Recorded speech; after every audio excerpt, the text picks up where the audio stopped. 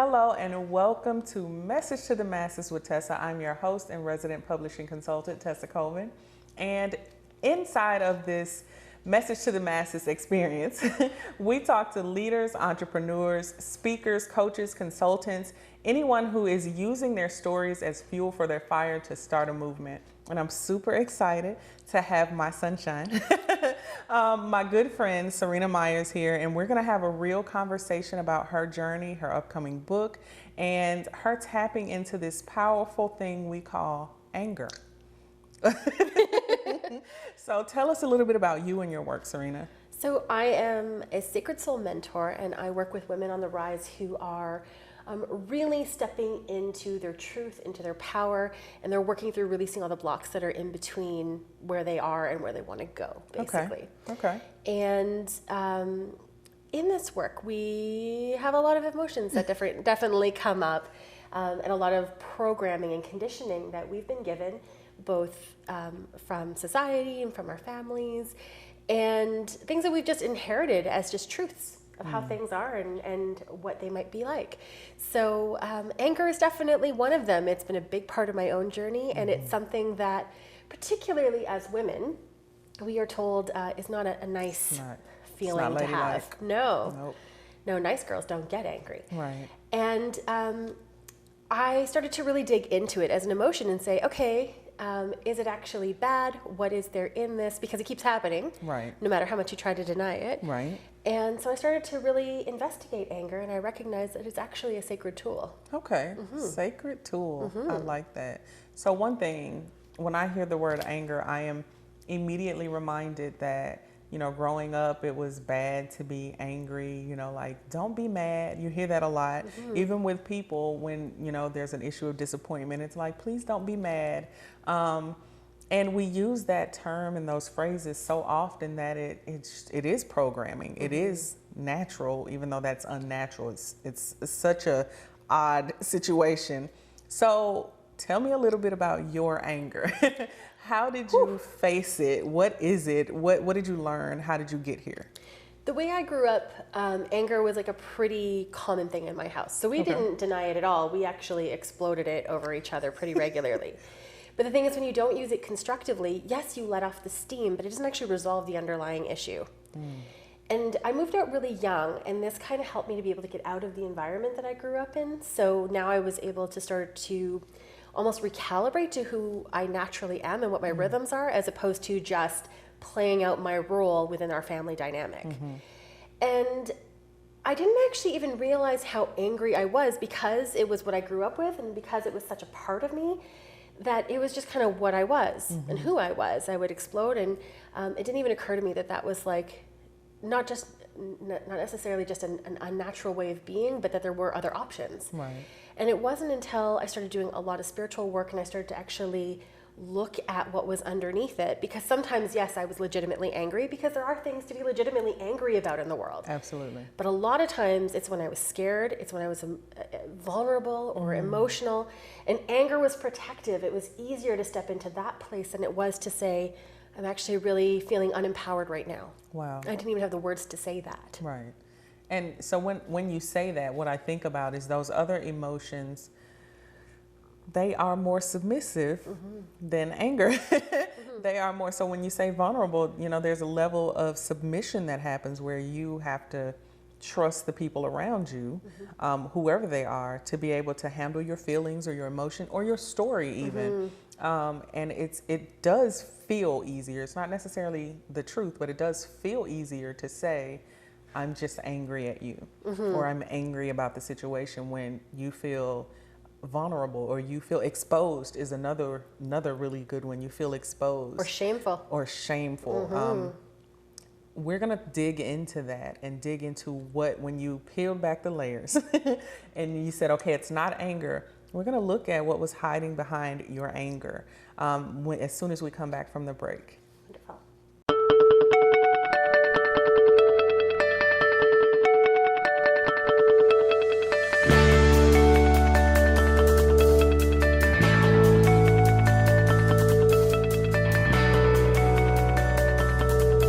Welcome back to Message to the Masses with Tesa. I'm super excited. We're having a real conversation about anger and the stories that go with anger. We have the amazing Serena Myers here to talk to us a little bit about the work that she's doing and her relationship with anger. So before we went to break, we were talking about what was hiding behind your anger, because you already told us it could be something else. It could be fear, it could be shame, it could be vulnerability, but the go-to is anger because it's easier, it's bigger, it's bolder. When you started doing this work, what was hiding behind your anger?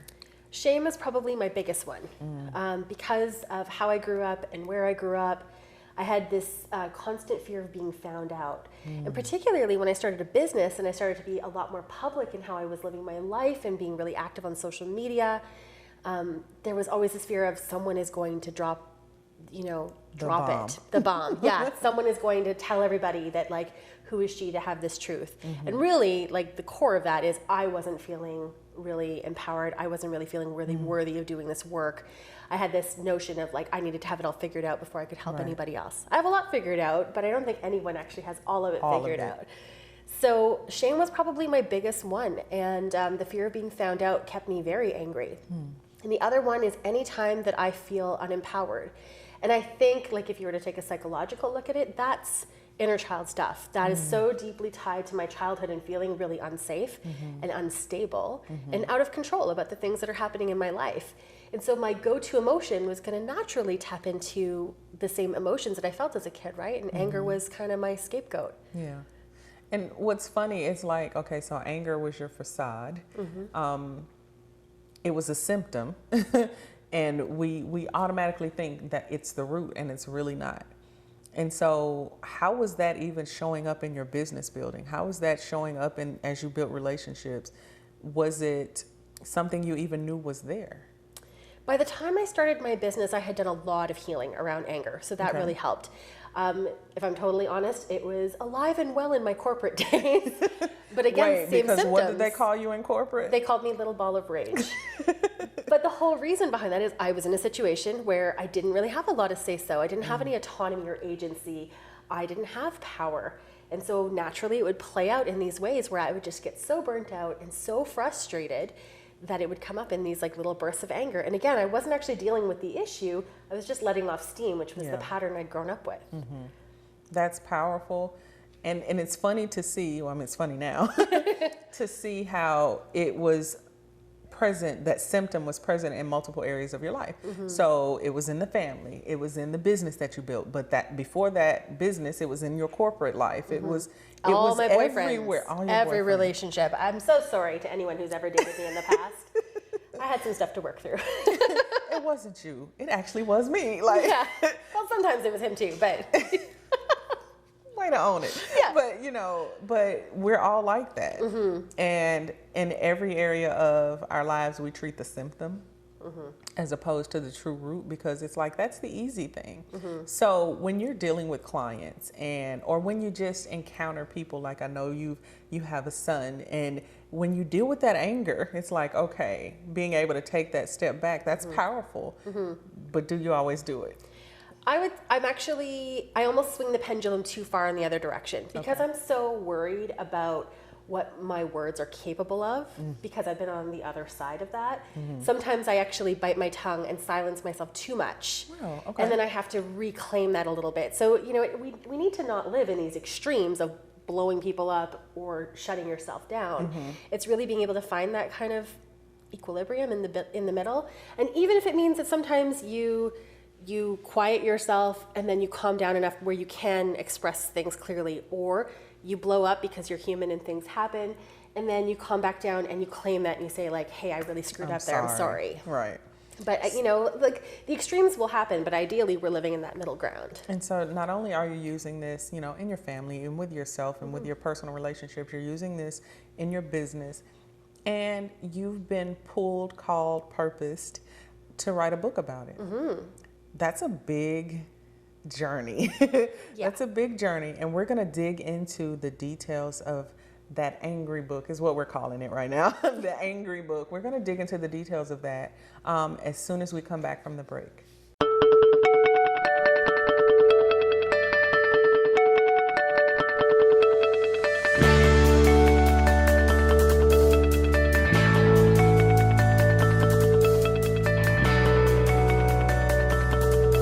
Welcome back to Message with the Masses with Tesa. I am so excited to be having a real conversation about anger. And I have to pause there because people are like, anger, but we have the amazing Serena Myers here giving us a real authentic conversation about anger. And so before we left, we talked about, the pendulum, either you're super angry and you don't address it, or you're kind of passive, super passive, and there's never really that equalization of it. Mm-hmm. And so I know from what you've told us that this was present in your personal life, your business, your corporate life, and then in your business. I know that you help people, and this is a resource, a tool now that you are familiar with and tap into. Tell me more about how you're exploring this symptom that we all have and don't address properly. I have a very wonderful gift of being highly intuitive and highly sensitive. So when someone presents themselves in a way of things that they're angry with or frustrated, I tend to be able to see or feel what's actually underneath it even before they can, because oftentimes when we use anger as a mask, it is protective. So we're not comfortable looking at those layers. Mm-hmm.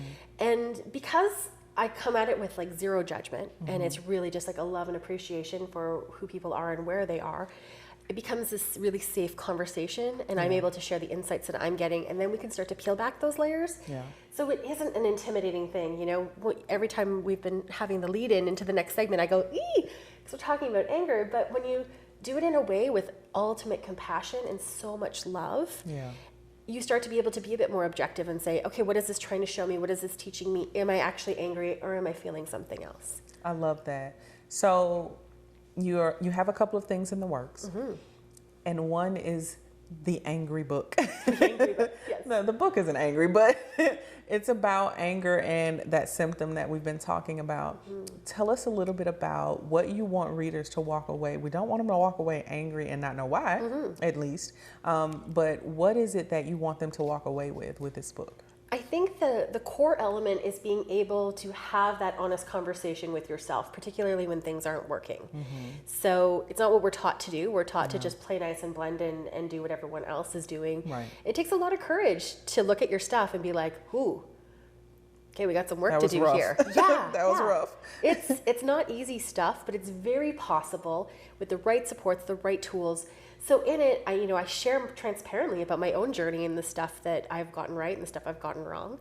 I share about things that I've witnessed in terms of dynamics that play out with people, and people can recognize themselves in that. Mm-hmm. But it was really important that I took the approach of, hey, this is anger, this is what it looks like, this is how we can use it as a sacred tool, mm-hmm. and also here are some things that you can do with it, so you're not just like, great, now I understand about anger, but now what? Now what? So people had just ways of being able to look at it within themselves and understand themselves and what they're feeling a lot better, mm-hmm. and a lot more honestly, and then some strategies so that they could transform their anger when they're in that place. I love that, always going back to the tools, not just saying, hey, you have an issue here, but actually giving people the tools to not let it be an issue, but to understand when it's a symptom and you need to do self-care, or you need to address some insecurities, or whatever the thing is. It's a tool to let you know that something is missing in how you are treating yourself or how others are treating you. And sometimes the tool is honestly getting help. Like sometimes you just need somebody from the outside. Period. Yeah, it's not therapy in a book, but it's right. It's one person's perspective. And it's not just a book, right? Mm-hmm. You have a podcast, right? I do, and I actually did an episode entirely dedicated to anger as a sacred tool. So my podcast is called The Lightwalker's Path, and really it's an exploration of just raw, real conversations about what it means to live a spiritual life, because sometimes it is angry. It's not all sunshine and kumbayas. It really is a multi-layered thing. And so we look at all of it with honesty and truth, and none of that nonsense where you try to deny something because it's not easy or perfect. Right. I love that. Again, always going back to the tools. And so if it was one thing that you can tell our audience about anger and their state of being, what would it be? That it is entirely natural, but that you don't have to live there. It doesn't have to be your truth, your 100% all the time. It doesn't have to be your constant. It's like feel it and then pick up and move on. You don't have to set up camp and live there. I love that. So with that, we know there's the podcast. We know that the book is coming, the anger book, the angry book is coming. But how can we connect with you? Tell us more about what you're doing, how we can find you online, where it is that we need to go to connect to you. So whether it's anger or any other emotion and exploration that you need to do, it all starts with having honest conversations with yourself and a deeper understanding of who you are. So I've created this beautiful quiz called the Sacred Soul Song Quiz, and there's 7 different archetypes, and when you get it, there's like a 10-page guide that goes really deeply into even the shadow, uncomfortable side of those archetypes, and you can get that at yoursacredsoul.com. And people are always welcome to follow me and connect on social media at Serena Myers. I love it. So here's what I would love for you to walk away with. Your story may have some anger in it, but it doesn't mean that it's a bad thing. It doesn't mean you should leave it out of your story. It is still fuel for the fire. It's an amazing tool, as you've already laid out for us, and it's a great way for you to shine the light on an area that you didn't know was even hurting or a trigger for you. So thank you so much for joining us today. And as always, just helping us to see things a little different, helping us to see the tools that are readily available for us. And I can't thank you enough for coming. It's my pleasure. So for our audience, thank you as always for joining us. We ask that you would come back and check us out. Message to the Masses with Tesa.